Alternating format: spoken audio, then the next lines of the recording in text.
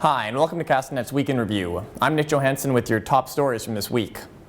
The teen who was aggressively interrogated by Kelowna police back in 2012 after reporting a sexual assault came forward this week, organizing a protest outside of the Kelowna RCMP detachment.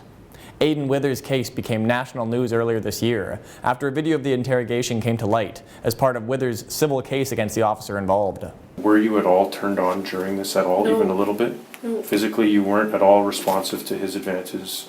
I thought that I was getting some justice for my rape case, and what actually ended up happening was I was the one being pulled into question, and they didn't even call or get a hold of the guy who sexually assaulted me.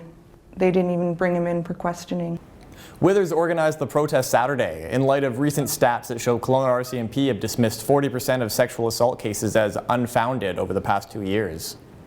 Monday morning, a group of vegan activists chained themselves to the doors of Kelowna's downtown Interior Savings Office, protesting the credit union's sponsorship of Ribfest.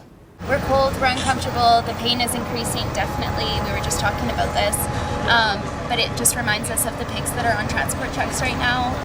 Interior Savings defended their association with Ribfest, highlighting the money raised at the annual event that goes to charitable causes.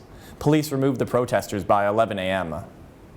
A Vernon Bitcoin ATM was robbed in the early hours of Tuesday, and thieves made off with about $4,000. Thieves broke into the Simply Delicious food market at about 4 a.m. and made their way straight to the ATM. We have 16 cameras throughout the store, and the police took all the footage that they felt they needed. They even were able to get the car and license plate number, so they're well on their way to finding the people. While the thieves made off with a good chunk of change, they left behind an additional $50,000 that was in an area of the machine they didn't check.